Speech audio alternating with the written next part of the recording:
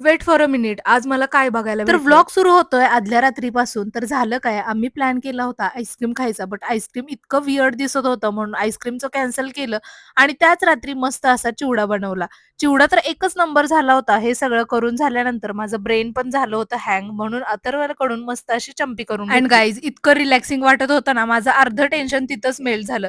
दुसऱ्या दिवशीची सगळी कामं करून घेतली आणि घरी आल्यानंतर मस्त असा दिवाळीचा फराळ करायला घेतला. फर्स्ट बनवली मस्त अशी शंकरपाळी आणि किचन साखरेत लिटरली पोहत होतं असंच वाटलं, बट वर्थ इट. त्यानंतर करंजी करायला घेतली. स्टफिंग करत असताना मला तर वाटत होतं काहीतरी गडबडच करणार, पण शेवटी एवढ्या क्यूट करंज्या दिसत होत्या ना. सगळं झाल्यानंतर मी थोडीशी रेस्ट घेणार होते, बट देन पप्पा आले आणि मग काय पटापट बॅग भरल्या आणि मी निघाले ऑफिशियली सांगोल्याला. घरी जात असताना एकदम अनएक्सपेक्टेड असा रेनबो दिसला, म्हणजे लिटरली हा व्ह्यू बघतच राहावं असंच वाटत होतं. तसं तर घरी पोहोचायला पण लेटच झाला, पण ऑनेस्टली कंटाळा इतका आला होता की पटकन झोपी गेले. चला भेटू उद्याच्या व्लॉगमध्ये. Till then take care and bye.